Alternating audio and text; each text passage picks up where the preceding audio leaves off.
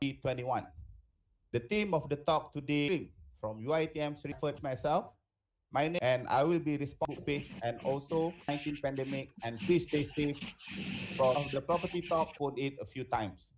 Alhamdulillah, here we are to the solution 4.0 in the official standing for IKPKT, UiTM, and also the National Housing Department. The opinions and discussion obtained today is of the personal thoughts and expertise sought from our esteemed speakers today. With that in mind, now I would like to introduce our first forum and his degree in civil engineering from the Memphis State University, Memphis, Tennessee. And he has vast experiences in the real estate field, especially regarding property development. His experience in the field is about 34 years in preparing fiscal management, strategic and operational leadership in various companies. Other than that, he is also currently the Vice President of REDA Malaysia. Our second esteemed speaker today is Yang Berusaha Surveyor Siti Rafidah binti Kasmuri, the Chief Assistant Director Valuer with the Board of Valuers, experience working in the public and private valuation sector in Malaysia. And last but not least, our third esteemed speaker is Surveyor Az. She joined in 1983 services as well as special projects.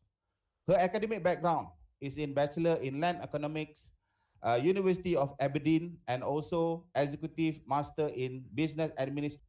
Her experience stems from numerous valuation and research assignments undertaken by the firm for various organizations as well as since 2000 various clients. Without further ado, let's welcome our first speaker, Yang Berbahagia Datuk Zaini Yusof, for his presentation titled The Importance of Data in Land Development Planning, Market Study or Feasibility Studies. Please welcome Datuk, the floor is yours. Assalamualaikum dan semua peserta yang bersama-sama kita pada pagi ini dalam norma baharu seperti penentangan saya ini dalam bahasa Inggeris. I would like to thank the organizer for inviting REDA to be part of the panelists to share our views and experience. Association represents more than 1,800 development companies, which constitute about 80% of a revolution of big data in the property industry. Stakeholder in the property industries are property agents, realtors. Next. Home buyers, vis-a-vis investors, bank, financial institution, and last but not least are the developers themselves. Property agents requires data to get the estimated price of their properties, whereas home buyers rely on data to make good offers. Bank, on the other hand, also need data to minimize. Next, big data benefits in real estate can be summarized as follows. First one will be risk reduction. Secondly is improve the customer engagement. Since we know the right target based on the data given, it will also enhance marketing strategies that can be adopted, and this probably will save money because data is an asset. They must quickly embrace if they are to remove. As I mentioned just now, it is a new goal. So everybody would want to buy the data to make a correct decision. Next. Okay, in property development, feasibility studies or market studies is very important. One of the keys to a successful property development project is careful planning and a meticulous However, there are common rules and rule of thumb and factors considered for all, in which I think normally about 20% of 70% on development costs and 10 to 20% on profit margin. Generally, all developers before embarking any projects or development to ascertain the bottom line profit and also to minimize risk. In order to identify the potential of considerable time and money need to be invested. So you really have to be very sure of the investment. That's why we conduct, i.e. Economy, market, demographic, technological, legal and planning scheduling factors. Next. Okay, the purpose of feasibility studies or market studies is actually we are able to assess the marketability and viability of a planned projects, and to help us in setting the parameters of the projects, and also to get a viable projects. Secondly, we are able to identify and establish and also evaluate existing conditions as well as current trends in the local economy and property market. Thirdly, we are able to study the current and future ability of infrastructure, public transportation. So you are able to conduct SWOT analysis, and I will show you example afterwards. Some projects, the one that I personally involved in Tamasha Glen Marie. And lastly, it also provides a much next. So the following chart shows the example of study of potential projects development in Selangor. You can see very important to assess the subject property, surrounding developments, survey on property transaction, and market analysis before we come up with benchmarking and qualitative evaluation. Finally, based on the stated factors, we come up with the conclusion and recommendation on. So to make the project, there are 4 types of So under site feasibility studies, one have to study, and you really have to list down all site constraints, whichever it may be, like land location, land size, land title tenure, topography, soil condition, whether it is a flood-prone area, because very often to check all possible failure, the one that will fail the projects. So under planning feasibility studies, you also have to check on the planning guidelines, check on rules, policies, and planning guidelines imposed on zoning, density, plot ratio, height. You also have to check on the land office ownership, like LRT, if a government decide to do LRT. So you really have to be to check whether in couple of years' time, will there be any accusations, and also they have to check on the caveat, have to account for a Bumi quota. Different state got different quotas, and also imposition of low-cost housing and also affordable housing. Next. So on financial feasibility studies, it will address the factors in the market study, and also to establish the financial viability. Is a recheck on the financial feasibility study market, and knowing what dating of the company and products. So nowadays, as I mentioned, the price that you put is true to be just right. It depends on locations and also market viability of the area. So like market transacted price, we can check with my fellow speaker afterwards, NAPIC. And normally, some of the prices we'll check with KPKT and also NAPIC. Okay, next. Okay, I'll give you example of the SWOT analysis, the one that I did in Tamasha Glen Marie. Next. So for you to be able to come up with a good development, you have to satisfy and complete this SWOT analysis. So like the one that I did for Tamasha Glen Marie. So under the strength, the subject property is actually located between Shah Alam and Subang Jaya, and it's very mature development like Subang Jaya, Glen Marie, and also it has large catchment population, and also well connected, easily accessible. So under weakness, okay, the subject location, subject property actually is located near Subang Airport. So you have height restriction. of about 113 meters. So although the factors that you really have to study in order for you to make a good development. So one of the weakness is the accessibility of the subject projects. Although it can be seen from the federal highway, you cannot really access. So we really need. So under opportunity, currently LRT3 is coming to the said location, and it is already under construction. There is an opportunity, the one that you can use that opportunity to really sell your products. There's immediate population catchment also in Subang Jaya and also in Shah Alam and also PJ.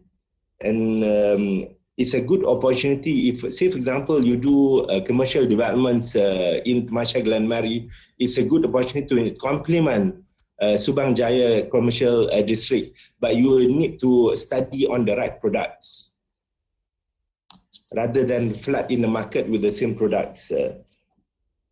And the threat that you have actually is, firstly, I would place COVID-19 pandemic as the main one now.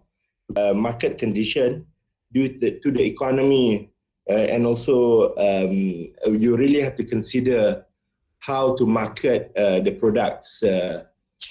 So I will share with you some experience afterwards on the marketing. When you do feasibility studies, I just put this one, although I'm giving you the benefits to the processes of the projects. So some of the cost elements, the assumption selling price, you have to assume what is the selling price. If you put higher selling price, you are not able to sell. If you put lower, then good profit margin. So the net development value also will have to take accounts on the Bumi quota, which certain state give 5% or 7%. Like in Johor, they give 15% Bumi quota, Bumi reduction. And early bird rebates, loyalty customer rebates. Some company give that, some don't, you know. And under land costs, you have to account for conversion premium, legal fees, and also land purchase price. And also some of the interest value in case your convert normally, but you can only develop after 3 or 4 years. So that is how long does it takes to convert projects. And summary of development costs, we have a land cost, primary infrastructure, secondary infrastructure, marketing costs, financial incentives. Give you the detail later. Cost, you can see a long list of primary costs in which we have earthwork, soil investigation, soil treatment, road and drainage, and etc. And also we have secondary infrastructure, particularly on the construction works. You have piling, main building, car park, sales gallery, etc. All of these costs also will have to be scrutinized and updated from time to time as the costs will fluctuate. That is also the reason why you need internal database for this costing. Like now, I think steel bar prices, as everybody aware, so meaning the prices eventually will be higher. So I'll take, I think in the future, we'll let the customer decide whether you want to buy now or later. Because if you buy later, the cost elements might increase. Okay, next work, the consultant that we have to appoint. Because nowadays, these are the actual requirements given by the local authority, the other consultant as well. Under building work also, there's a long list of consultant. So these are the things that we normally appoint in order to make it feasible. So you have to account for all of these fees. Next. Development charges, drainage contribution. I'll just take one example like Indah Water. Indah Water charge about 1% of the total revenue. So say, for example, for 10 billion total development value, so Shabas will also, there's a charges there. So the detail, I think everyone can check also. So if the local authority increase the cost, it will billboard, digital marketing, brochure exhibition, and then financial incentive like legal fees, MOT, and also management fees. There are other costs that is involved with the preparation of the PZ study. Next. So I'll give you a sample of summary feasibility analysis. This will be the summary, whereby so we are building service apartments, and value is 625 if we were to sell at 762 ringgit per square foot. And after minusing everything, the one that I mentioned just now, all of the costs involved, so you get a profit margin of 15%. With a PBT of 87 million. As compared to the other option, if you decide to just sell that piece of land and not to proceed with any development, you will get a higher profit margin, 26%, but the PBT is about 33 million. Check all the costs involved and see whether the project is viable or not. Of course, because you can't really get the numbers. Next. So to become a property developer in Malaysia, you have to be aware of all acts and regulations, which are as follows. There are a lot of National Land Code 1965, Strata Title Act, Strata Management Act, Town and Country Planning Act, UBBL, Uniform by Law, Street Drainage and Building Act, Water Services Industry Act, Energy Commission Act, Electricity Supply Act, Goods and Services Tax. To become a developer, you really have to know and follow the regulations in order for you to, before you can embark into any developments. Okay, the development in Malaysia, on the housing policy, we can separate into three levels. Federal level, federal government formation policies and regulations, licensing and developers. This is under KPKT and also AP. The state decision on states is different from the federal level, especially on the Bumi Kota and also the land approval, and also the low-cost quota. And also local level, we have local authorities. So all planning approval, BP approval will be under the local authorities. Some of the housing policies for development in Malaysia, 80. This department is responsible to provide housing for the low income I mentioned from state to state. Selangor RSKU, normally certain developments, they give about 50% of the total number of units has to be a low-cost unit. And Penang, normally about 30%. Perak, so minimum of 30% Bumi quota, of a discount of 5 to 15%, I've mentioned earlier. It's imposed to developer, depending on 50 acres and above, it is compulsory. Hilland 4, you can't build. The other categories, we have to follow the policies, and also social impact assessment. Next.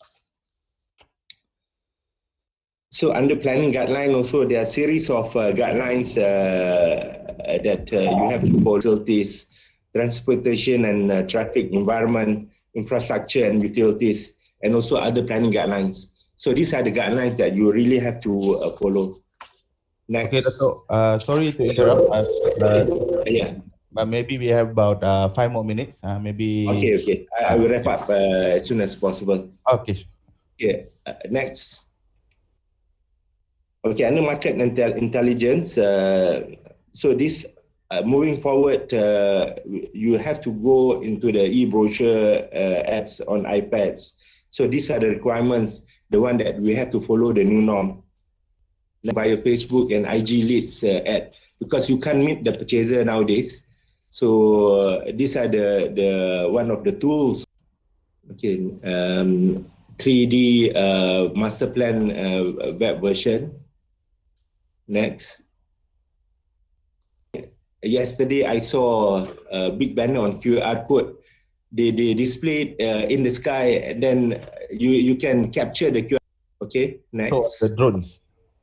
Like myself, we still need to reach them via actual. So bunting and banners, you have to make it more effective to have a greater coverage. Next. So some of the billboards that we have in the LRT station, the wall grids and also vertical light bulbs. Next. So next. So I'll go fast on this. I'm sure some of the participants would like to know what are the processes involved in property development process. These are some of the processes taken before we secure the land. Next. Firstly on land banking, and then after that is on master planning. So the master planning layout has to be submitted to the local council. Next.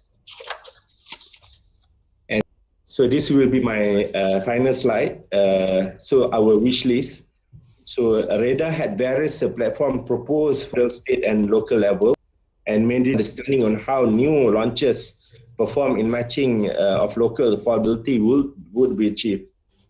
Similarly, also to the decision maker in formulating and decision making of guidelines and policies related to industries. Okay, next. So this is my last quote. With good data, there will be an increased level of confidence among purchasers and developers going forward. When there is a level of transparency, the overall market will be healthier and more buoyant. Thank you. Okay, thank you, Dato' Zaini, for that very thoughtful insight. I really like how Dato' Zaini states regarding the marketing, the new age marketing nowadays is pandemic COVID-19. May have some questions and also market studies to be made by each property developer in Malaysia. And the second one is how transparent is the outcome of these feasibility studies? Is it available to the relevant authorities? And does the also Okay, on the feasibility studies, it is required. Definitely, from those days also, before developers embark into any new development, you really have to study to do the feasibility studies, because each development got different component. Because the element, of course, will be totally different from one to another, and also from location, due to location as well. So in order for you to come up with good feasibility studies, normally for developer, they have the planning department in order to have a correct study to be done.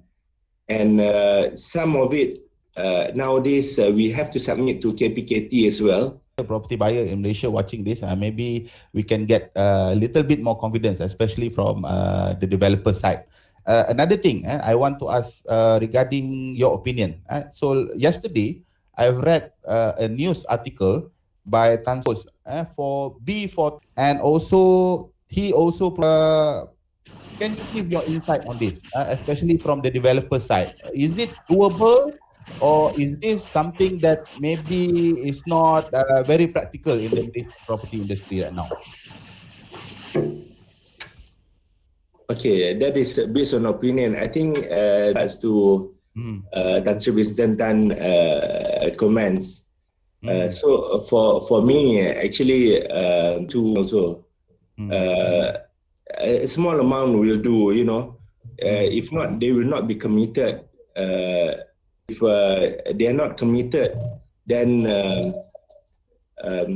the rental or the B40 group to own house, to me, I think in terms of the commitment, there's an argument by him also that the B40 group, they cannot come up with 3 times median household is not attainable.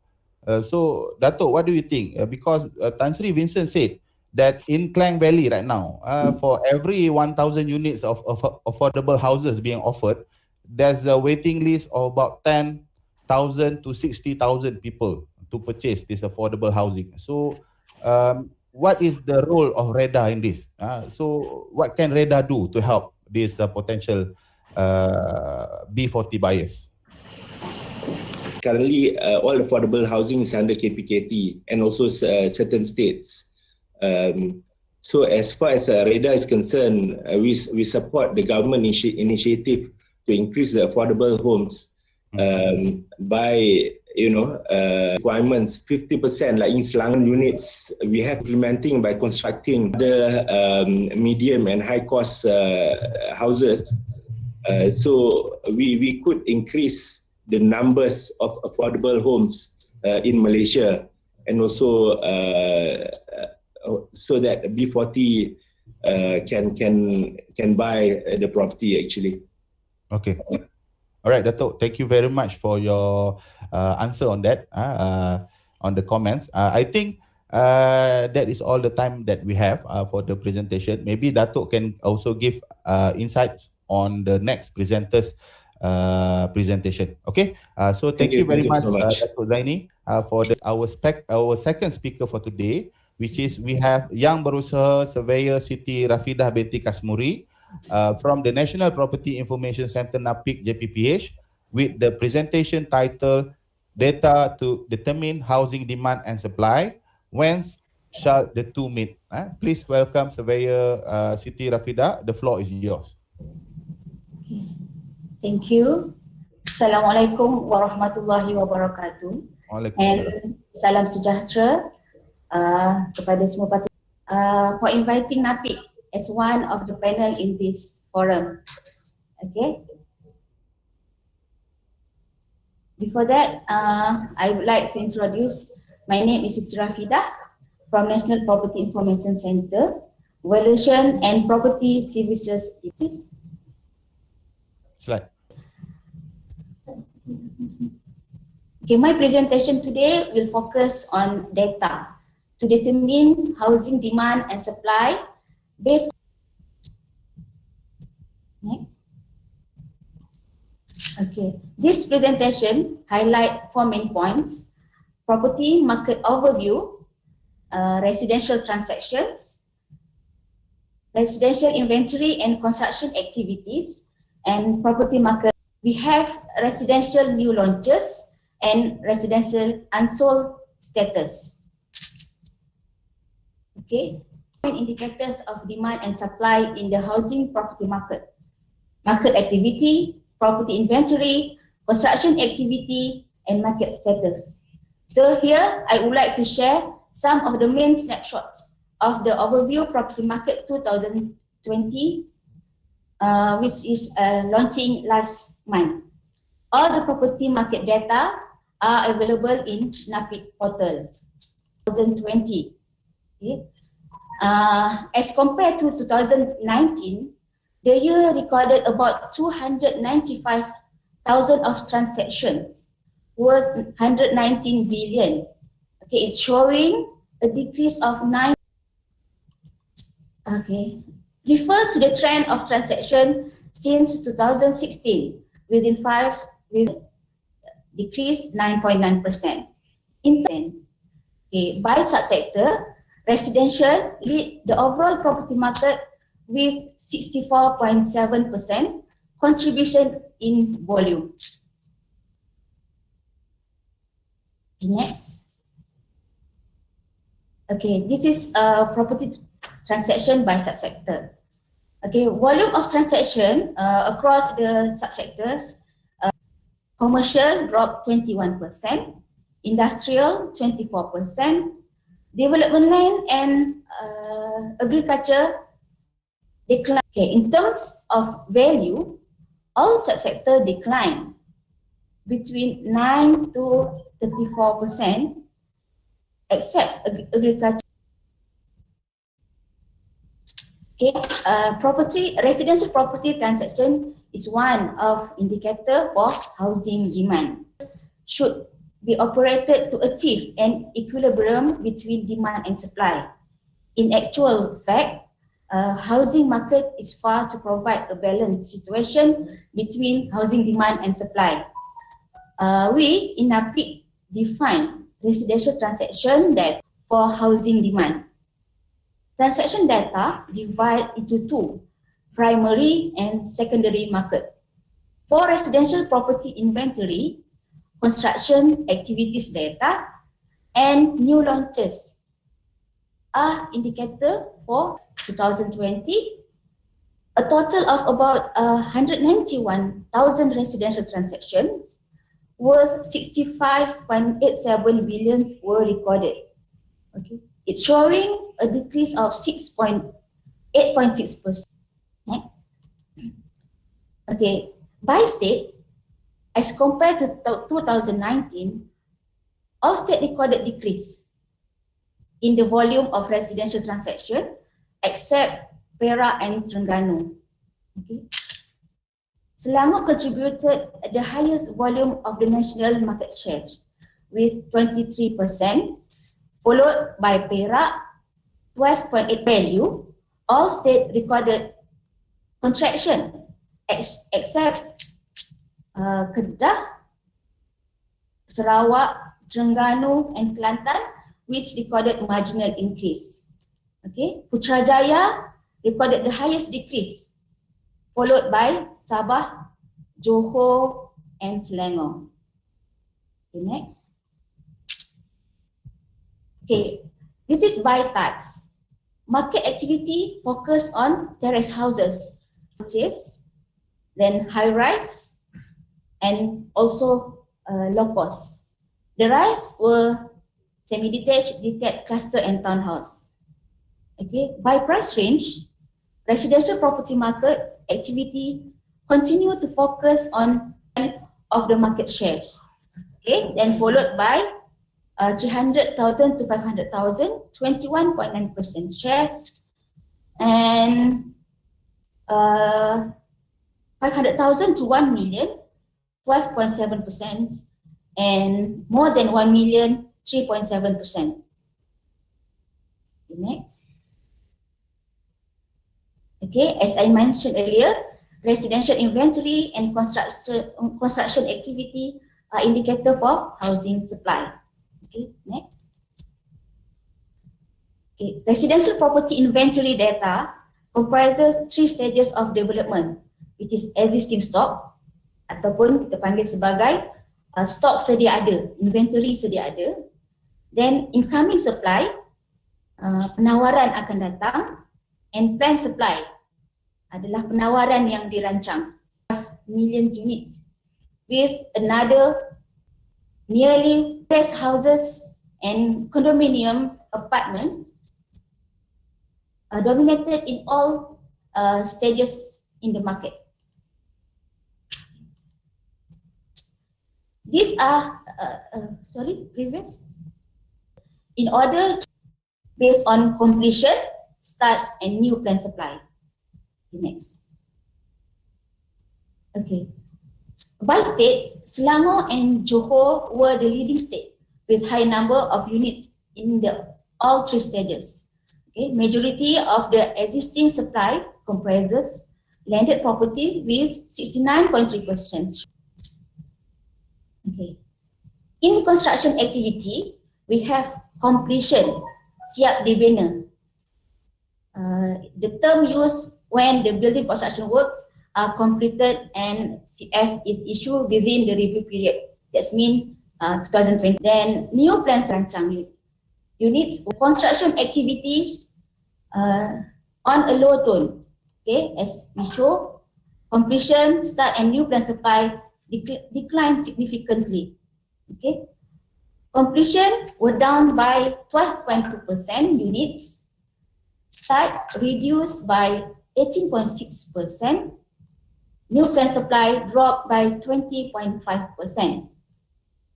Next, which percent in completion, 50% in starts, and 48.3% in new plan supply. Okay, the data showing the breakdown of construction activity by each type of completion, okay, accounting for 21.5% of the national total, then followed by Johor with 15.7% and also Sarawak, okay, 11.8%. Okay. As mentioned just now, start reduce, okay, 18.6%. Okay. All states except Melaka, Kelantan and Perlis recorded lower commencement of project. Okay. Selangor, Johor and KL recorded high numbers of starts. Okay. New plan supply are the main contributor. Okay, next. Okay. This is an analysis involve residential market. In terms of supply side, we only capture from construction activities, which is only primary market. Okay, the graph shows higher housing demand for terrace houses, vacant plot, and condominium apartment. The supply side, we also seeing the similar trend where terrace houses, condominium apartment recorded highest numbers. This means supply is consonant with demand. In terms of construction activity, it may take a few years. Recorded supply higher than housing demand. For Kuala Lumpur, Johor and Pulau Pinang, major component of construction activities are stratified units. Okay, data of Pahang, okay, and other several states. Okay, next. Okay. Okay, as I mentioned earlier, we have residential property market status. So under residential property market status, we have new launches and sales performance. Okay, new launches adalah pelancaran baharu. Comprise properties in residential scheme launched in 2020 that we captured. Okay, then sales performance adalah prestasi jualan. Dia merujuk kepada the percentage of number of units sold from the total units launched in the review period. That's mean 2020. Okay, next. The primary market saw lesser release of new launch units launched in significantly by 29.3%. Okay, sales performance was modest at only 28.7% in 2020, lower than 40.4% in 2019. The low sales performance. Okay, next. Residential new launches by 44.1% were recorded in stratified units. In terms of sales, landed units captured 62.5%, while a stratified units took another 37.5%. Okay, next. Okay, this is a composition of new launches by price range. Show houses in the affordable price range below 300,000. Okay, dominated the market share with 46.9% of national total. Okay, above 300,000 then form 21%, and above 1 million only 2.5%. Okay. By property type, terrace houses dominated the new launches. Okay, contribute 42.1% of the total units, followed by condominium apartment at 39.7% share. Okay, next. Okay, this is by states. Okay, Kuala Lumpur recorded the higher numbers of new launches in the country. Okay, capturing 2.6%. Selangor recorded the second highest numbers, contributing 15.5%, with sales performance 39.1%. And Johor came third with 12.5% share, and the sales performance at 29.3%. Okay, next. Okay, by comparing the residential transaction data and new launches by price range, we see something positive that towards the housing demand. Okay, property to residential property overhang. Okay, overhang atau juga dikenali sebagai siap dibina tidak terjual. Okay, that means in the review period and remain unsold for 9 months from the date of launching. Okay, then unsold under construction is dalam pembinaan belum terjual. Okay, comprises residential unit dah ada daripada launching date. Okay, and the last one is unsold not constructed. Okay, unsold not constructed belum dibina, belum terjual. Okay, comprises residential unit with building plan of 9 months after date of launch. Okay, next. Okay, the residential overhang situation 2019. It looks better. Okay, with 29,565 overhang units worth 18.92 billion. It shows that the data decreased by 3.6% in volume. However, value saw a slight upturn of 0.5% against 2019. Okay, by state, Johor recorded the highest numbers of overhang units, followed by Selangor 16.6% share and Perak with 12.3% share. Okay. By type, high-rise condominium, apartment, flat. Okay. In terms of price range, houses in the range of 500,000 to 1 million is the major contribution. Okay, it's accounting for 34.5% of total overhang. The affordable price range of below 500,000 came second, accounting for 29% price below 300,000, which is deemed as affordable range. Why is it happen in the market? Okay, is it because of the location, delivery system, or is it the wrong product for the particular location? Okay, I think this is the crux of the overhang issues. It's not just the overhang in the high-end category, but also in the affordable range. There must be a collective effort by all relevant parties to resolve the issues. Okay, next. This is the unsold under construction. Dalam pembinaan belum terjual of 1.3% to 71,785 units last year. Okay, by property type, high-rise. Okay, for unsold not constructed units also dropped. It's significantly 22.6%. It's also dominated by condominium and apartment. Okay, Kuala Lumpur, Perak, and Johor. Okay, next. Okay, I think this is as a conclusion. Based on the data, the data launches in the affordable price range, but it's good for the market and national housing agenda in assessing home ownership.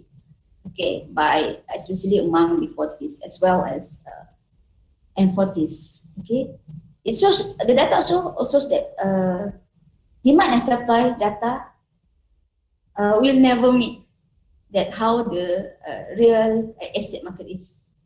That's why we support for the transparency data from all agencies. Thank you. All right. Thank you, Surveyor Siti Rafida Kasmuri, for the sharing session that have been presented before. We have several questions from a question from Surveyor Cik Had Dali via Google. Puan Surveyor Siti Rafida, what is your opinion on current COVID-19 pandemic? Maybe you can give a little bit of insight of the year 2021 and 2022. Some forecasting maybe. I think based on the current situation, okay, based on data 2000 last year, okay, as our base. So we expected, okay, market remain in the low tone, okay, downtrend, okay, on the downtrend in all of the all subsector, okay, especially commercial sector. Especially in retail market under purpose built office and down. I'm talking is based on last year data. Okay. A slow ride for all of us. Yes, slow ride, yeah. Yeah, especially just yesterday we've been announced that we have the highest. Especially in Selangor lah. Yeah, so we hope that this current condition can improve afterwards. That's another thing. I maybe some comment. Maybe Datuk Zaini and also Surveyor Aziah can also give some input regarding the budget 2021 being given by the government regarding that stamp duty waive. So what about the sub-sale property market?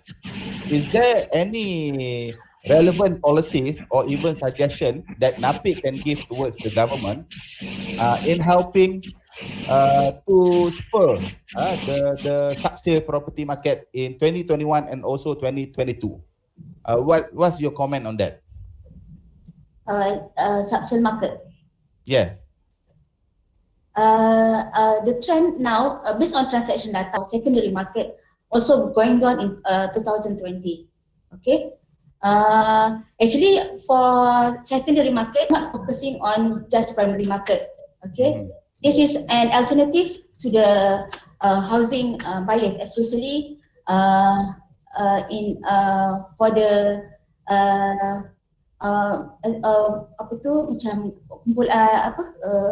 new generation. Kita nampak bahawa the campaign is give impact kepada market. Okay. Apa yang kita nampak adalah overhang, trend of overhang reduce, a bit reduce lah for the for those in especially for the first home buyers. That is the reason why we are asking, for the extension of home ownership campaign, because during the cases coming back in March or April, you can see a lot of the figures has declined, especially in because right now also we have our figures. Currently, we have managed for this year alone, we have managed to secure about 30. So after a discount is about 31 billion up to month of April. So home ownership campaigns will end 31st of May. I think we are meeting Tengku Zafrul also, probably sometime this week, We have already sent a letter to KPKT and also to Minister of Finance, probably to extend the home ownership campaign. Hopefully we manage to get it for the betterment of the economy as well. Because currently this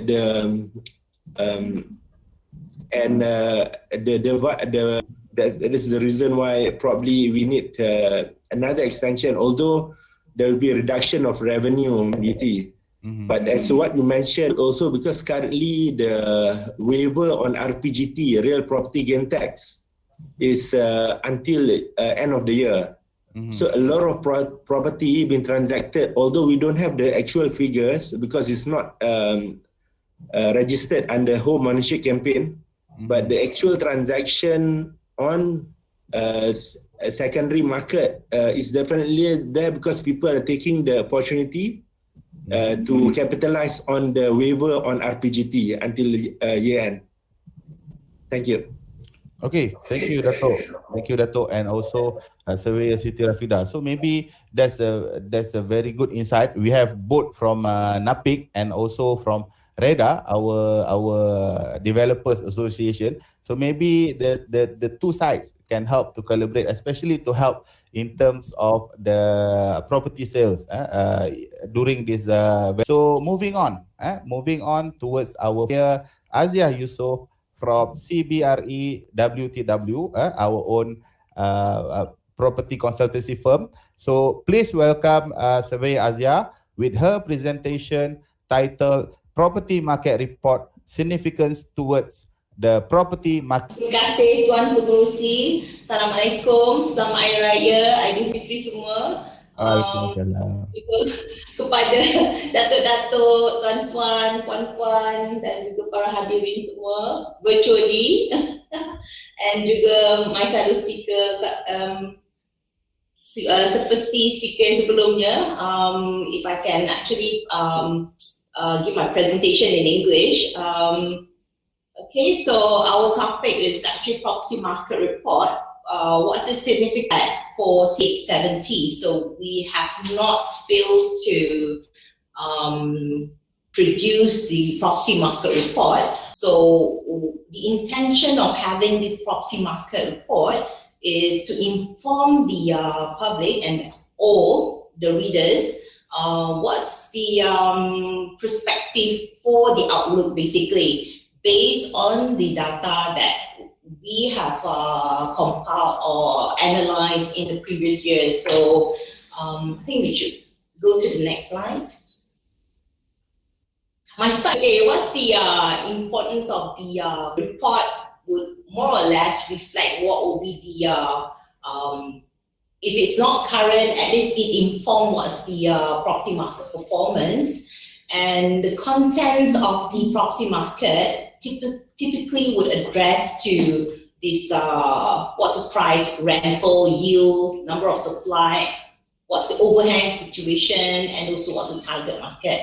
So where do we get all this information? Basically, we don't just rely on data from NAPIC. We also have got our own surveys done on individual sector, such as office, retail, industrial, and residential. I mean, residential is, we don't really do actual supply survey because NAPIC has already got ample data. But what we do is more on a localized basis, that we can understand how's the direction of the market and so forth. So when it comes to the price, the accuracy of pricing depends really on what we noted about rentals. We do get rental data from the government valuers. I think this is only a recent publication rental data, not because the leasing agreement. So some but we forgot that the information that we get from the government valuer does not contain the typical net basis. Typically, the rental will be low because so things like that are not actually contained in the information that we purchase. And likewise for office, right, offering very high rental. So what is high? Maybe tenant actually got the landlord to actually do some renovations. The rental could be, don't ascribe value just for the sake of ascribing value, but you need to understand the meaning of that value. What is it saying? What direction is it giving us? And also, when we look at the data, we should be able to give a forecast of the current market value. That is why whenever we do feasibility studies, we would recommend for update, especially after 6 months or so, and especially now that you've got this pandemic. This is very important for investors who are, which is actually very active, even though they can actually achieve by investing in a certain property sector. So anyway, you know that yield is a function of price and rental. So having this information on the price and the rental and the accuracy of it is actually very important in order for us to. Not having all this information actually will be detrimental to us as a nation, because we are trying to attract investments, important information that they would need. Okay, in terms of the number of supply, of course we would rely on NAPIC's data, but the thing about supply information, in fact, overhang and also performance, for us in the private sector, otherwise mana nak cari makan kan, kena buat survey sendiri lah.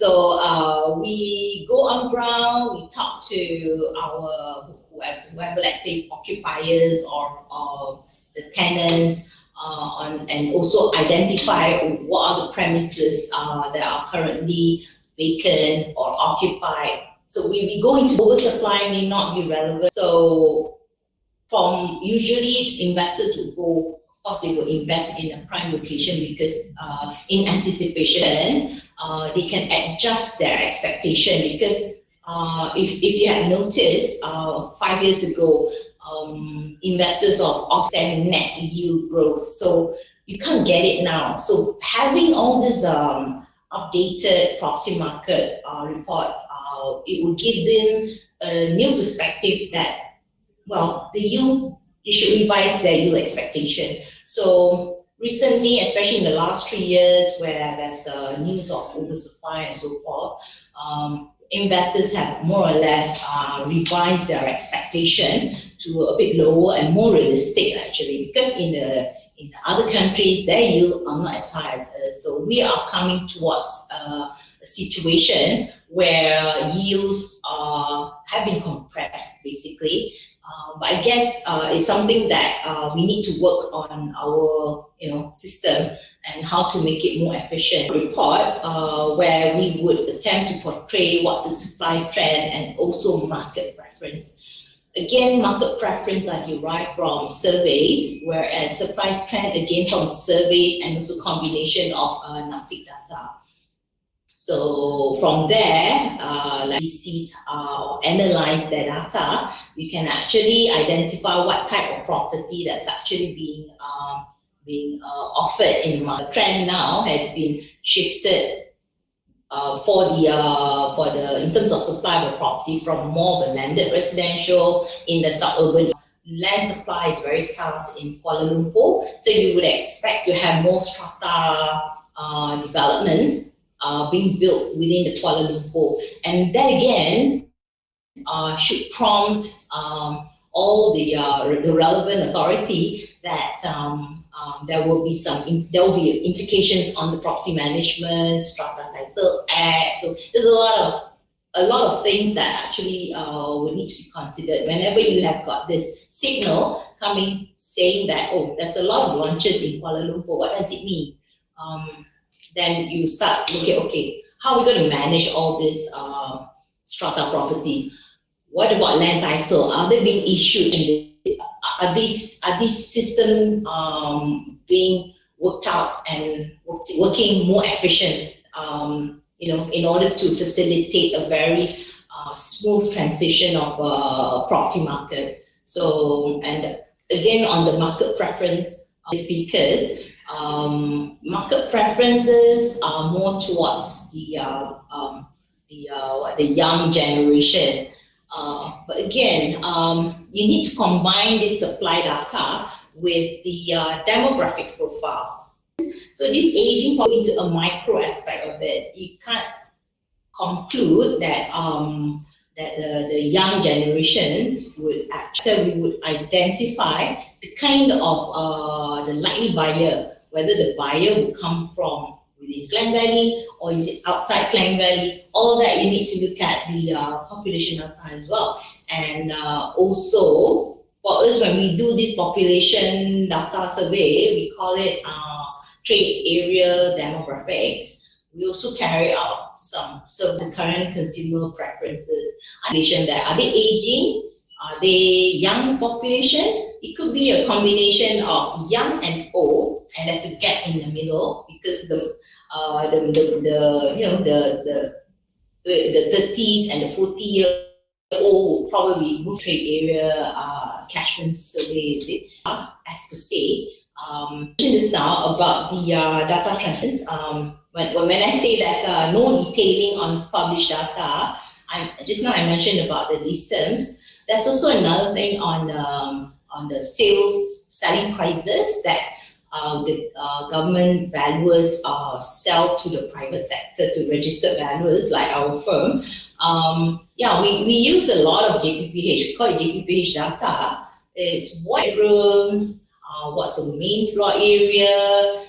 Sometimes for agriculture, we would need to know what's the plantation information, and actually made our life as valuers quite difficult because we need to go on ground and check ini tanam apa, padi ke, pokok ketang, and it's quite difficult to go on ground to gather all this information without actually meeting up with people. So we hope that information like this will continue to be included in the sales data that we purchase every time, because we also get calls from the banks or email. The kind of communication is varied nowadays. This is just not a phone call.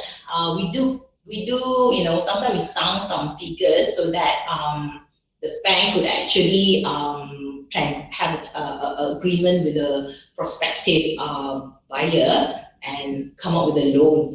So it's something that is actually essential services for us as well. Again, what we're trying to highlight too is that we do have recently all these prop techs that come up with fantastic analysis, but basically they are statisticians. The public goes to certain website, I'm not mentioning names, but you know who. So certain websites actually provide all this price growth trend, and there are certain bold property tag that actually offer free valuation service. So that is where we wish to highlight to the public that you should really be going to the valuers, because we have got other information that we rely on in order to come up. It's something that I would like to actually alert to all of you, including the public, that do not rely on the prop tag on your final figure or your decision to purchase or dispose.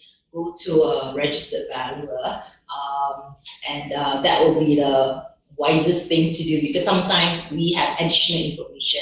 We do go on the street and find out more about certain information about that particular locality and the property management. So from this information that we gather, especially our agents, they have ears on ground because they need to agents and also all sorts of the investment.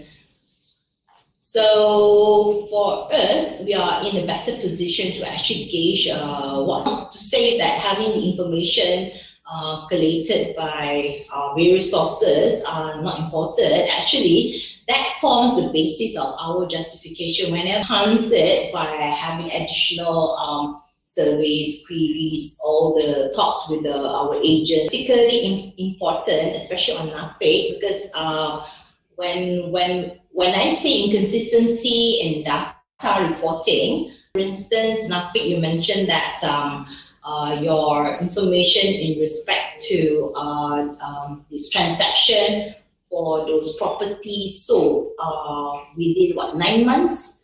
Last time we used to have 3 months, 6 months, 12 months. From there we can see how's the speed of the sales of new launches in terms of sales rate actually goes. So that kind of data is actually very useful to us, because we can do simulation on how the market is actually going forward. Again, I mentioned about prices. Even the primary data that we purchase from NAPIC actually quoted as gross. Again, here I have to highlight to Datuk Zaini on behalf of Reda, what are the amount of rebates that misleading information. of course, buyers would want to have any kind of rebates, but their decision to buy is actually affected by the amount of rebates that they get, right?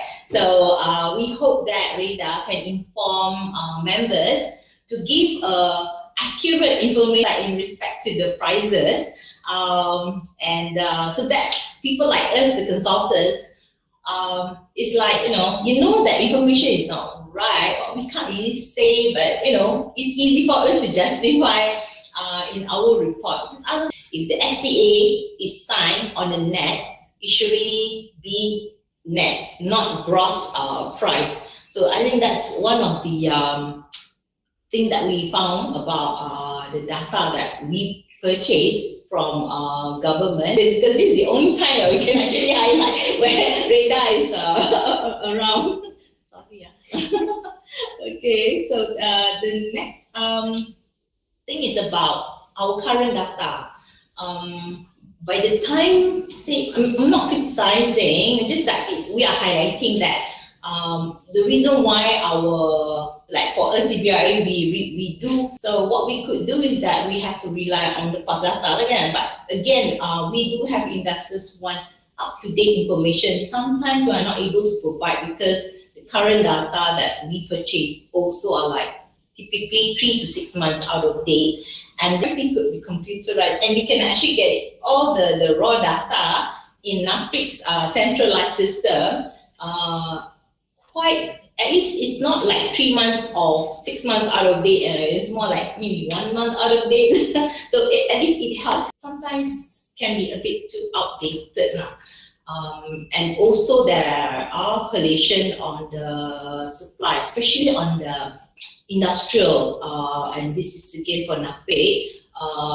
You code it as in terms of number of units, but we know detached warehousing, which and where you would just ascribe as one unit of that warehousing in your supply data. So again, that's something that we would need to address, because for us, we have to go on ground and actually calculate a rooftop calculation on the actual size in order for us to understand how's the market actually. Maybe I talked too much. All right, so again, there's nothing much that I can say about this, is that again, whenever you have data, it would typically mean that there could be a mismatch in terms of location, and there could also be a mismatch in terms of pricing, like what Puan Siti highlighted just now. And again, Puan Siti also mentioned that there will be a mismatch on the product. You see how important this data is in coming up with the decision making. Again, if it's inaccurate in terms of the property decision, would relate to, again, the result will be inaccurate action. So again, developer strategies are very much greatly affected by regulators' behavior. So if the regulators suddenly oversupply in service apartment, and suddenly there's no service apartment being built.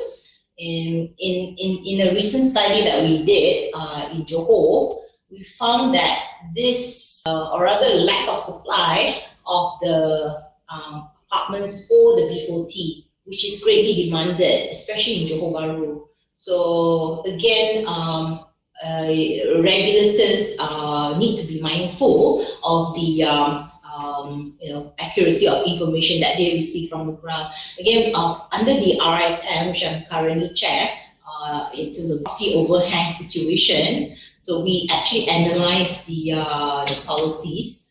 I think next, like for instance, inaccurate property decision. Okay, what's the impact of the government measures on the overhang situation?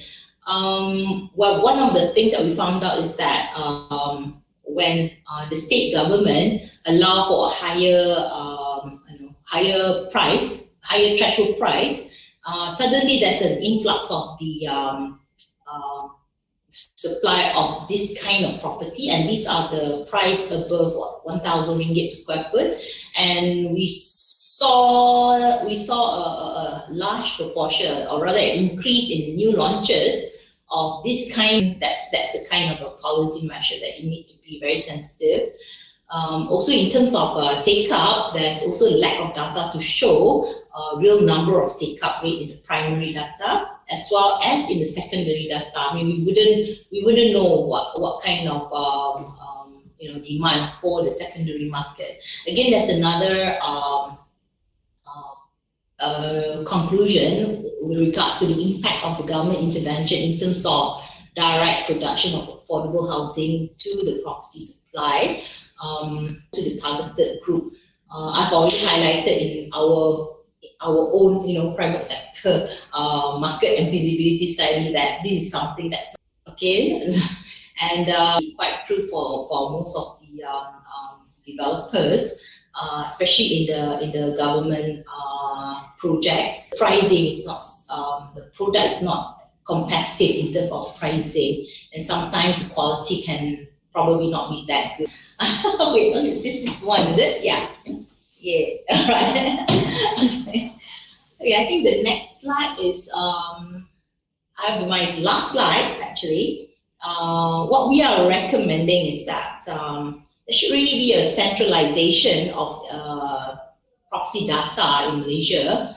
I have to mention NAPIC because most of this information are very much PNC in nature. So the best authority to actually compile this will be NAPIC, because we are under the MOF, and we should really be dealing more on the whatever that calls value, and also on the property, we should really be taken care under the MOF, and therefore through NAPIC, because this is a really centralized agency that collects data. And for the benefit of the private sector, we can purchase and then do further analysis, and when and should NAPIC collect all this additional information, we are hopeful that perhaps NAPIC might, we are thankful that the information that on the property data has been provided for free and in Excel, fantastic. So maybe a little bit more improvement, because we've got all these prop techs are like, trying to do better. So we could actually, do it on the dashboard, so it's easier to actually analyze, and we can go by location, by booking, rather than looking at the state, and we can combine this with the population data, and we can understand the data better and able to provide and have a more efficient property, property development and environment. Yeah, I only got 3 lines. I got 3 lines. Yeah. Okay, so to assist in solving property market overhang issue, in terms of the mismatch of the price and location, and also the product mix, this is where NAPIC plays a very artists and also developers will provide accurate information to NAPIC so that it will be disseminated. Housing only, it should also include commercial and industrial property, so that you ensure a more consistent and all-embracing policies being formulated. And this will be like hotel, office, retail, warehousing, and also factories. I think that's all that I have to say. Perhaps there's any query. That's the next slide, where you can actually purchase this. Next slide. Yeah, next slide. Yeah.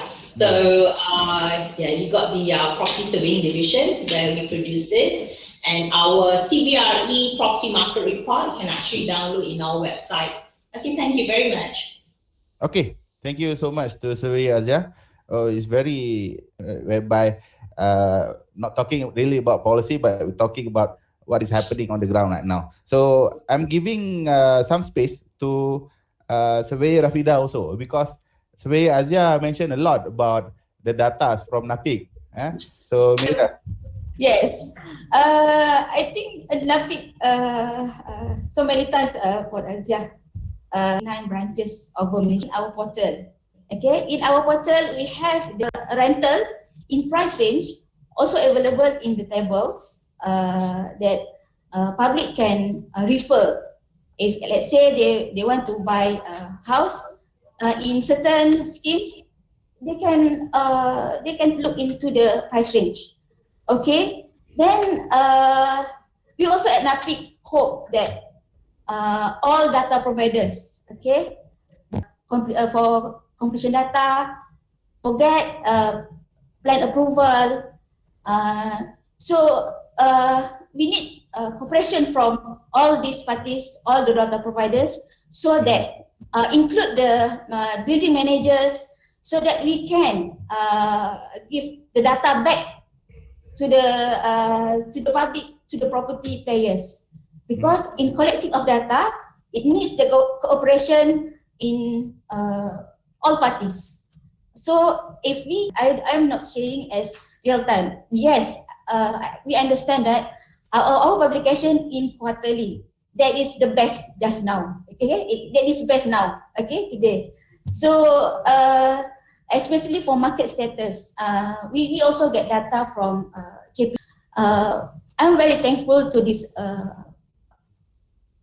agencies that always give and cooperation to give more information in property. So hope for the next time all the data providers, especially the developers, will give more cooperation, because some on certain area it's very bad. Agencies, for example, pihak Kerajaan Tempatan juga. So kita juga ada very good so that we can produce the best data to the property players. Okay. Itu je. If I can add, Tuan Pengurusi, there's also the data from immigration, the airport authority, that would help us with the policy making opinion.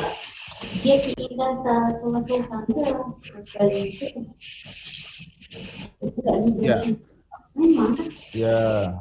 So maybe surveyor Rafida can Datuk Zaini wanted to add some opinion. Okay, no, that's why I did mention just now. We would like to propose the establishment of the Central Housing Database Agency, which is to be spearheaded by KPKT, APDL, and then 17F. NAPIC should be under KPKT. So if everyone can be synchronized and get the data from KPKT, has the intention of doing that. Hopefully it materializes. Thank you. Yeah, I'm sorry to interject. Another thing about NAPIC is under MOF. As I mentioned earlier, NAPIC should really be capturing all this data and not under KPKT, because with those information we can come up with a better policy. Sorry. That's why I mentioned is to get the data correct. Thank you. Yeah, thank you, Dato'. People from property consultancy firms, and then of course we have the public sides, which is the Department of JPP. So just Yang Berhormat Datuk Seri Dr. YB Deputy Minister can right now. Our viewers, the most popular question being asked right now is regarding because we already mentioned regarding 60 years. So what about all of you? What do you think of this? Because we also have the Deputy Minister also listening. So especially for B40, what is our opinion on this? So what do you think? Maybe Surveyor Azia can give some comment. Well, when you're talking about handing over a debt to your next generation, that would be a choice. But then again, you should also open up other choices, because most of these, that's one. But you should open up the option rather than just confine to having these multi-generational debts. So the market is more open and allowing decisions and choices to be made rather than having a financial trap for the rest of their life, because you need to improve our quality. So it's something that we need to give more choice rather than just relying on just a financial trap for our next generation. final thoughts from Surveyor Rafida? And secondary. So people who want to buy the house, you have to make a right choice to do the decision buying the house. In We have Dato' Zaini, maybe. Yeah, because you have period probably bank negara like rent to own scan as affordable homes. You know, at the time it's only about 40,000, but still I don't have. I think it's a good. It was a good scheme last time because for those who don't have money, can still buy or can still have a roof under their head, you know, by renting, and after that they convert that to a purchase price. So I hope, you know, that kind of scheme could be proposed again. Our Honourable Deputy Minister can take some input on that. So that's a very good suggestion from our panelists. Okay, so I'm very sorry. So maybe you can try to contact our panels through the information that they have given. So maybe afterwards this question can be answered. And also yang berusaha, so that puts an end towards input can be gathered and the forum was enjoyable. Now, as the forum session has concluded, I will be handing over the reins to our partner at IKPKT Bukit Tinggi Pahang for the official opening ceremony of the Property Talk 2021. With that, I bid you thank you and see you again. Wabillahi taufiq wal hidayah. Wassalamualaikum warahmatullahi wabarakatuh.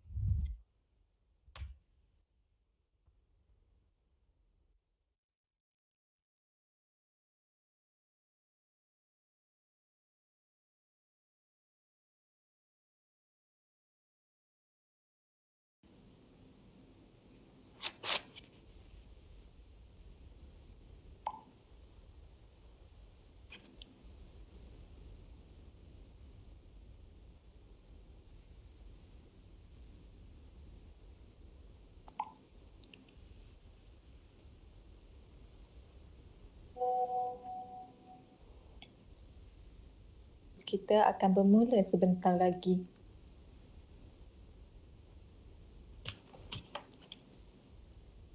Talib, Timbalan Menteri Kementerian Perumahan dan Kerajaan Tempatan, yang berbahagia Datuk Zainal Abidin bin Habu Hassan, Ketua Setiausaha Dasar dan Pembangunan, yang berbahagia Profesor Surveyor Dr. Menjaya Silen, Ketua Pengarah Jabatan Perumahan Negara, yang berusaha Dr. Suraya Ismail, Pengarah Penyelidikan Khazanah Research Institute, yang berusaha Puan Nur Azalina Yusnita binti Abdul Rahman, Pengarah Institut Latihan Perumahan dan Kerajaan Tempatan kita secara talian yang saya hormati sekalian. Selamat datang ke program Property Talk 2021 di Petik Gadis. Di tepi keberkatan majlis kita pada pagi ini, marilah sama-sama kita menadah tangan dengan mengaminkan bacaan doa yang akan dibacakan oleh Encik Muhammad Alif. Dengan segala hormatnya dipersilakan. Umul Kitab Al-Fatihah.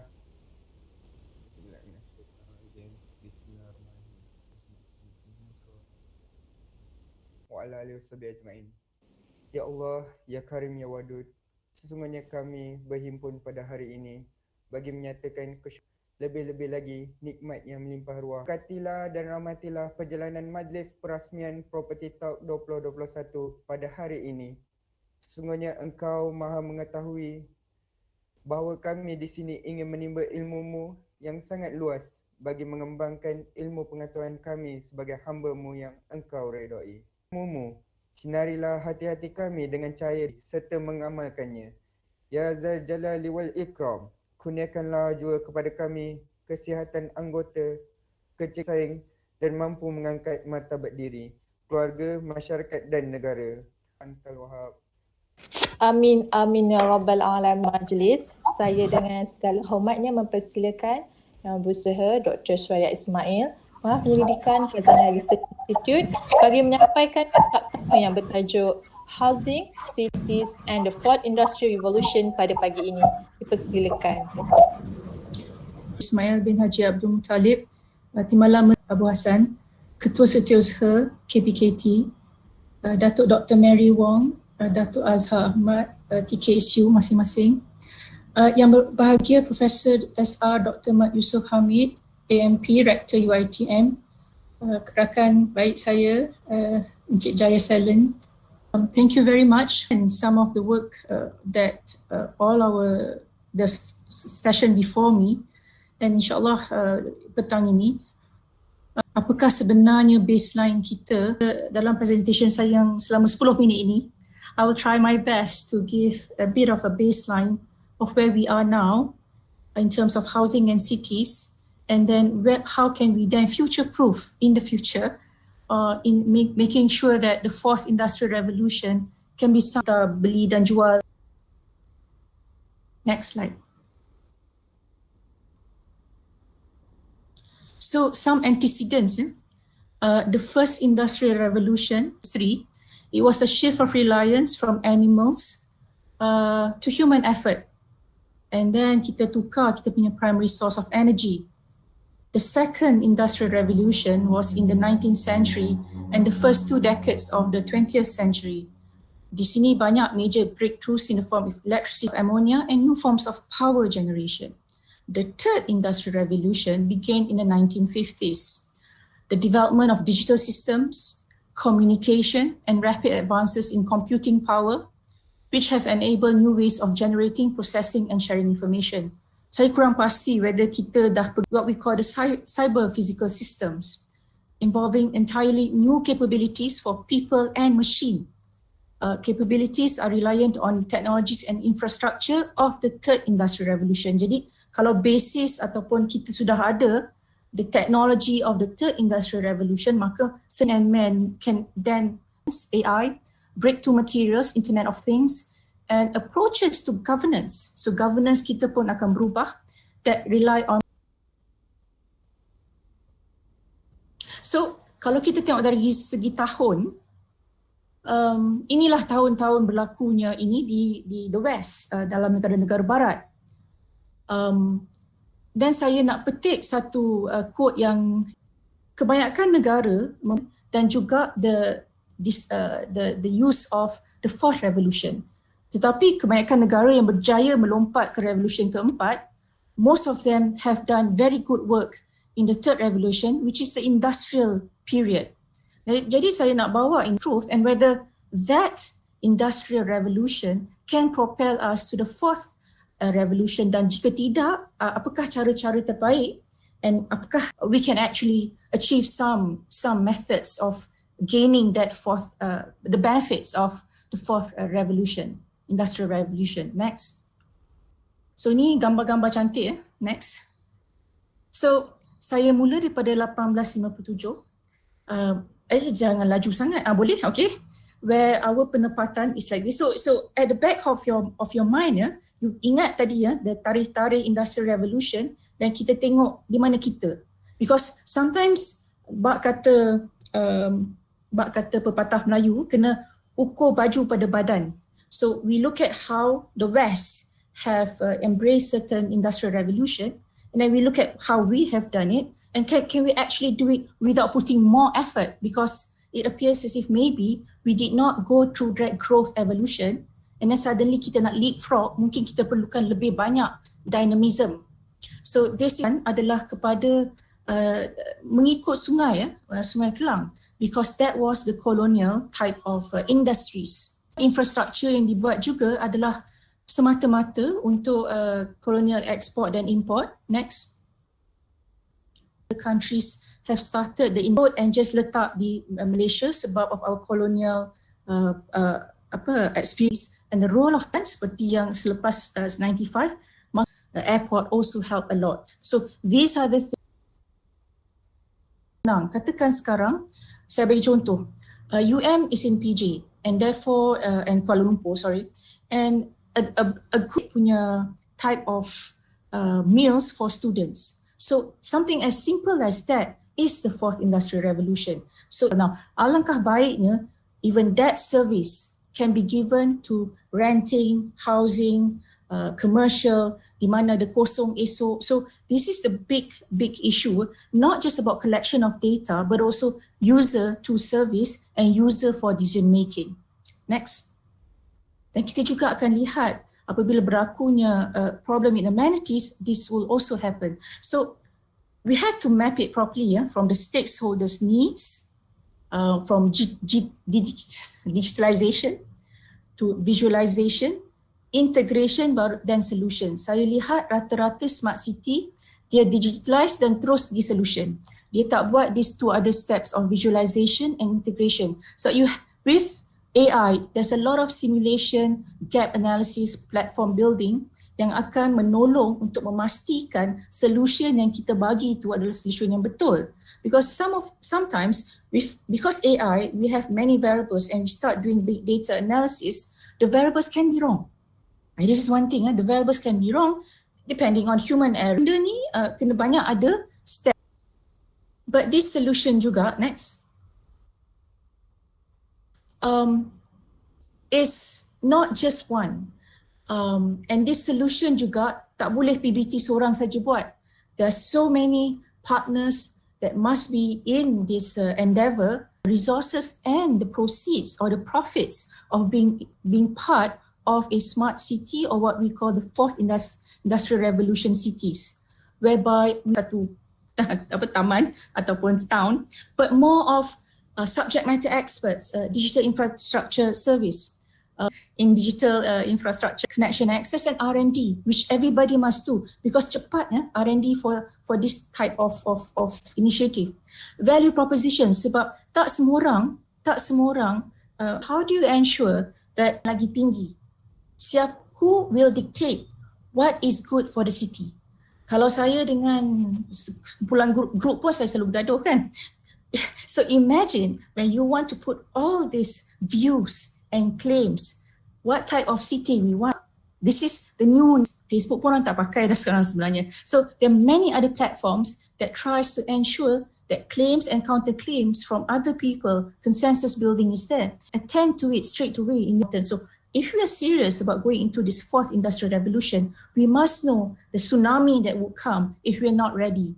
So mana PBT tu kementerian 40. So di mana Makcik Tijah nak faham data apa you bagi I ni? But it's also salah satu isu juga ialah sometimes you can nudge them to do choices they don't want to take. So isu banyak So you have the cost structure yang bawah tu tuan-puan, and then also the revenue streams. But all this must be as an open debate and discuss what is the best thing for your city. Next. Okay, so poor household. And then after that, middle berapa, aspirational berapa. Poor ni are those who consume basic needs. So you can letak in your dah tentang hari-hari saya kena bayar my cost dan segala macam. Sorry. So then after that, kerajaan. But as you can see, dekat Malaysia, it's only 27%. So there's a lot of things we have to do, and we can do it with the fourth industrial rent a house. It doesn't have to become a binary. With a proper housing ladder, you can do all.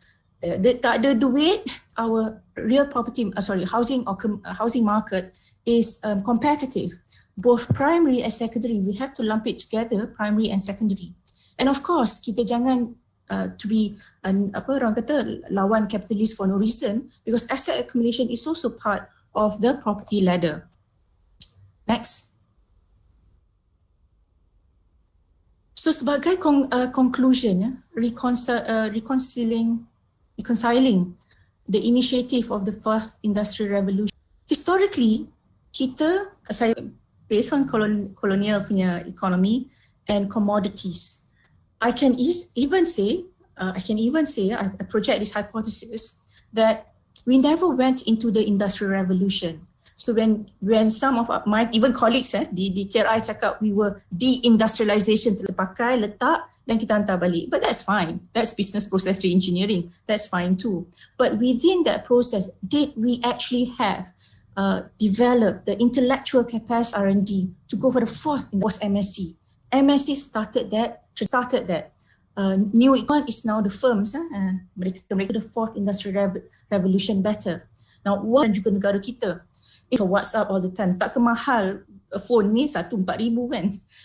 Industry led, in the West, it was industry-led. It was some countries like ours, saya nampak, macam MSC, it's the same in the digital planning. And you have a few, orang kata, firms that is ahead of the curve, and they then go into this government, each individual firm. And therefore, this partnership between firms and state is very important. Now, at what scale? Neighborhood already, amenities that is inside, dia punya amenities different than Damansara Heights. Basically, issues on disparities that basically the industrial revolution based on AI, based on laying the infrastructure. When we do all this investment in efficient city, or do we create a city that is more expensive? Harga rumah lagi mahal. That's a proxy. So we need to really understand what we're trying to do, and at all time, this is the role of the state to monitor. Did we actually achieve certain types of technology advancement, but did we then had to trade off with livability or murah ataupun harga yang tinggi? Or did it create more inequalities, inequality? Kan kita kalau buat apa-apa mesti ada quote. Okay, I have this quote from David Holleback. Dia cakap tentang cities. Once upon a time, and what was good for one was good for all. In those days, we could hold town meetings and elect representatives. At worst, we have to be ready to fight. Now, someone like him is also saying that the contestation of cities are great now. So I think in sure that our tolerance and how we respect each other as a multiracial city or country is always remain intact. Thank you very much, and thank you for giving me this opportunity to speak at such a wonderful event. Thank you very much. Yes, exciting. Penyampaian itu tadi kata aluan pemanis kalam. Khususnya Yusuf Hamid, Rektor UiTM Cawangan Perak untuk menyampaikan ucapan aluan. Dipersilakan. Bismillahirrahmanirrahim. Assalamualaikum warahmatullahi wabarakatuh dan salam sejahtera diucapkan kepada Yang Berhormat Datuk Seri Haji Ismail bin Haji Abdul Muttalib, Timbalan Kementerian Perumahan dan Kerajaan Tempatan, yang berbahagia Datuk Dr. Mary Wong Lailin, Timbalan Ketua Setiausaha Dasar dan Pembangunan Kementerian Perumahan dan Kerajaan Tempatan, yang berbahagia Datuk Azhar bin Ahmad, Timbalan Ketua Setiausaha Kesejahteraan Bandar KPKT, yang berusaha Puan Nur Azalina Yusnita Abdul Rahman, Pengarah Institut Latihan Perumahan dan Kerajaan Tempatan, IK panel today yang berusaha Dr. Suraya Ismail, Pengarah Penyelidikan Khazanah Research Institute. Well done with a lot of input for us. Syukran pagi ini. Yang mana program ini telah dirancang lebih awal pada tahun lepas, tapi disebabkan oleh pandemik COVID-19, program ini terpaksa ditangguhkan, dan pada asalnya program ini nak dilaksanakan juga secara face to face supaya kita dapat berkomunikasi antara peserta dan juga panel secara bersemuka, walau bagaimanapun disebabkan oleh penularan wabak COVID-19 yang secara atas talian ataupun secara maya yang dilaksanakan pada hari ini. Jadi syabas saya ucapkan kepada Jawatan Kuasa Penganjur yang dapat mengadakan program dilaksanakan pada tahun 2019. Tempatan ini juga turut berkolaborasi dengan Jabatan Perumahan Negara, yang mana pada tahun 2019 kita melaksanakan program di peringkat Negeri Perak bersama Yang Amat Berhormat Mana yang berada di Negeri Perak, dan juga tarikan Ipoh sebagai retired city pada ketika itu. Tema yang dipilih pada kali ini ialah industri kehadapan seiring dengan perkembangan teknologi seseorang manusia dan akan menjadikan ekonomi ini. Oleh itu, sektor pembinaan, file penyetuk pengetahuan dan juga modal insan yang lebih pintar dan bersedia untuk berdaya saing di peringkat global dalam bidang khartanah. Yang bagi Datuk Seri dan Persekutuan, IPT dan Wing melalui Facebook Live dan kemudian peserta yang terda dan data dalam sektor hartanah di negara ini. Yang berhormat Timbalan Menteri, Datuk-datuk sekalian dan tuan-tuan dan puan-puan, saya ingin memaklumkan bertepatan dengan konsep ini, kita berjaya menghimpunkan 10 hasil penyelidikan dalam satu penerbitan iaitu Property Talk Second Edition yang bertemakan Industry Revolution 4.0 in Built Environment, yang mana hasil penerbitan ini telah mendapat penyertaan daripada beberapa universiti di Malaysia yang mengupas pelbagai isu dalam konteks alam bina dan juga hartanah.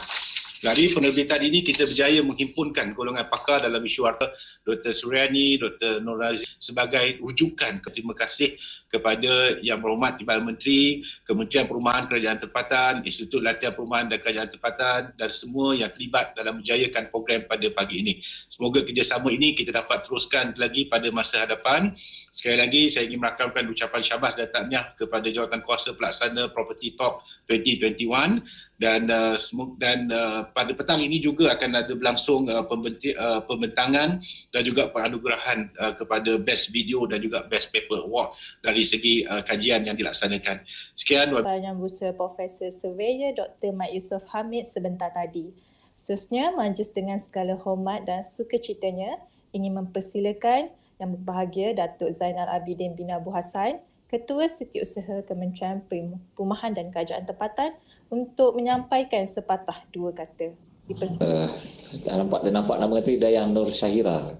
Saya tak pasti nama dia betul, nama yang register dekat WC ke atau nama dia? Ya, betul ke namanya? Yang Berhormat Datuk Jahilin dan juga Datuk Azhar, TKSU, Kementerian Perumahan dan Kerajaan Tempatan, Profesor Dr. Mat Yusof Hamid, Direktur UiTM Cawangan Perak, Tuan Jaya Silen, Ketua Pengarah Jabatan Perumahan, Yang Berusaha Dr. Suraya Ismail. Saya sempat dengar Dr. Suraya punya talk tadi, very interesting indeed.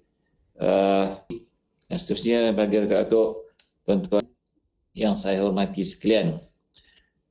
Segala puji bagi Allah SWT kerana dengan limpah kurniaan 4.0 atas komitmen dan kesungguhan yang ditunjukkan oleh kolaborasi iaitu Universiti Teknologi Mara Perak dan Jabatan Perumahan Negara atas dalam memerangi kesinambungan kepada program pada tahun 2019 yang bertindak sebagai satu platform tanah bagi mempertas kajian dan penyelidikan berkaitan pembangunan hartanah di negara ini. Tema yang dipilih pada kali ini juga kehadapan selaras dengan perkembangan 4.0. Depan bekerja dan menjalin hubungan. Adakah kita dah sampai ke 4.0? Dan saya rasa kita masih belum lagi. Al-maklum dari segi jendela but we must have but quarter of first half of the 23 the value of what been talking about AR 4.0 ni kita boleh dapat direalisasikan lah AR 4.0 untuk negara kita. So menurut World Economic Forum sendiri, perkembangan revolusi perindustrian 4.0 memerlukan kita untuk mengutamakan prinsip integrasi dan komprehensif dalam menuju ke masa hadapan yang memerlukan penglibatan daripada semua pemegang taruh di peringkat revolusi perindustrian pertama yang menggunakan air dan wap sebagai punca kuasa untuk menggerakkan mesin pada kurun ke-17, seterusnya ke revolusi kedua iaitu kemajuan teknologi melalui penggunaan kereta api, telegraf serta elektrik untuk merangsang ekonomi dan memperbaiki kehidupan yang telah merevolusikan satu dunia dengan ciptaan komputer, alat komunikasi mudah alih dan internet. Dan sekarang AR 4.0 telah pun memberi impak komunikasi sosial, teknologi nano, kecerdasan buatan dan sebagainya. Gonjang ini juga berlaku dalam sektor tanah dan pembangunan bandar. Justru tidak ayahlah kita dapat lihat pada hari ini pelbagai teknologi wujud dalam sektor tersebut seperti sistem binaan industri atau IBS, Building Information Modeling, BIM, Augmented Reality, AR, memberikan keadaan untuk kerajaan untuk membuat keputusan yang tepat dan wajar. Dalam konteks perumahan dan hartanah, teknologi dalam pengurusan data seperti ini dapat membantu kita untuk keperluan penjimatan tenaga dan hidup rakyat daripada urusan keselamatan seperti menyediakan kerangka kerja, menjalankan program-program kerjasama dan bermacam-macam lagi inisiatif lain telah dan sedang giat tinggi dalam merealisasikan usaha tersebut. Berbagai pihak yang terlibat berkongsi pengalaman dan maklumat untuk difahami bersama serta diaplikasikan pada masa hadapan. Selain itu, program ini juga merupakan jaringan kerja atau networking yang di Malaysia. Oleh yang demikian, pihak yang terlibat secara langsung dan diteruskan pada masa akan datang. Di samping itu, tahun ini diberkati oleh Allah SWT juga. Sekian, wabillahi taufiq wal hidayah. Wassalamualaikum. Datuk Zainal Abidin bin nanti-nantikan iaitu ucapan perasmian oleh Yang Berhormat Datuk Seri Dr. Haji Ismail bin Haji Abdul Muttalib, Timbalan Menteri Kementerian Perumahan dan Kerajaan Tempatan. Majlis dengan segala hormatnya mempersilakan. Bismillahirrahmanirrahim. Alhamdulillah alihi wa sahbihi ajma'in. Rabbi israh li sadri wa yassir li amri wahlul 'uqdatam min lisani yafqahu qawli. Assalamualaikum warahmatullahi taala wabarakatuh. Salam sejahtera dan salam pada saudari Dayam Nur Syahira selaku pengacara majlis kita pada pagi ini. Yang berbahagia Datuk Zainal Timbalan, Ketua Setiausaha Dasar Kementerian Perumahan dan Kerajaan Tempatan. Yang berbahagia Datuk Azhar bin Ahmad Timbalan, Ketua Setiausaha Dr. Muhammad Yusuf Hamid, Rektor UiTM Cawangan Perak. Terima kasih Prof di atas ucapan haluan. Yang bahagia yang berusaha Tuan Jabatan Perumahan dan Kerajaan Tempatan atas presentation.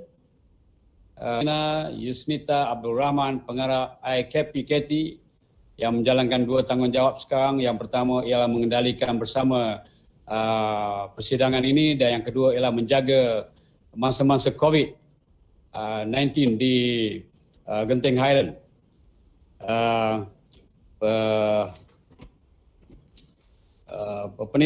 Pembentang-bentang kertas kerja para peserta yang bersiaran secara maya, lebih kurang lebih daripada 100 orang di perangkat KPKT dan yang bersama dengan kita lebih kurang 50 orang. Tuan-tuan dan puan para hadirin yang saya kasih sekalian. Apa khabar semua? Sihat? Alhamdulillah. Daripada saya harap kita sentiasa diberikan perlindungan oleh Allah SWT. Kita juga seperti mana yang Prof sebutkan tadi, merancang yang terbaik untuk kita lakukan program ini untuk kita, tetapi Allah tentukan yang lebih baik bagi kita rancang, tetapi kerja mulia seperti mana yang kita lakukan hari ini termasuklah dalam persekitaran dan peningkatan dan penambahan ilmu pengetahuan di negara kita ini. Alhamdulillah, setinggi-tinggi syukur dan kehadirat Allah SWT di atas limpah kurnia dan rahmatnya. Buktinya penganjuran program Property Talk 2021 dan Universiti Teknologi Mara UiTM Cawangan Perak pada kali ini iaitu Industry Revolution 4.0 in Malaysia Property bagi membincangkan isu data dan maklumat dalam pembangunan hartanah. Ini sejajar dengan objektif pelaksanaan program ini yang ingin memberi kependedahan, kepahaman dasar serta dan penyelidikan di negara kita. Datuk, tuan-tuan dan puan sekalian, program ini dilihat sebagai satu program yang ia merupakan satu platform dan pengalaman khususnya bertemakan Industry Revolution 4.0 in Malaysia Property. Program yang dijalankan ini sejajar dengan revolusi yang berlaku seantero dunia iaitu revolusi Industri 4.0. Seperti mana yang sebagainya telah pun dibentangkan oleh Soraya tadi, background pembangunan hartanah di negara kita dari sebuah negara yang kurang maju kepada pembangunan yang lebih membanggakan. Industri 3.0 digital kepada dan dunia digital. Namun penting bagi kita bagaimana kita boleh menyesuaikan diri kita yang negatif yang kalau kita tidak pandai merosakkan bukan sahaja diri kita, masyarakat, bahkan negara keseluruhannya. Sebab itulah kebijaksanaan dalam mengendalikan ia melibatkan Internet of Things atau IoT atau Internet kebendaan dalam hampir semua aspek kehidupan seharian kita. Justru itu pantas seiring dengan pembangunan pesat dalam terutama kepada penggiat sektor hartanah bagi merealisasikan industri revolusi 4.3 sumber memikirkan tentang pengurangan tenaga kerja di negara kita akibat daripada peningkatan negara kita. Dan kita tidak mahu pengalaman yang mereka perolehi dan telah terkeluar dari dunia perumahan ataupun hartanah yang mereka mempunyai pengalaman sebelum ini. Datuk tuan-tuan, kapasiti yang lebih besar kan pembudayaan ilmu secara berterusan. Masalah pandemik COVID-19 sepanjang kerana saya nak beri ruang untuk menggunakan masa yang berfaedah ini bagi kita meningkatkan kemahiran dan kematangan kita dalam kita mengendalikan, dirakamkan kepada semua yang terlibat, terutama kepada para pembentang, urus dia program dan semua yang terlibat sepanjang program ini berlangsung. Sudah tentulah tidak kurang saya tujukan kepada yang bagi Datuk Kesyu Yusof, Rektor Utama UiTM yang merupakan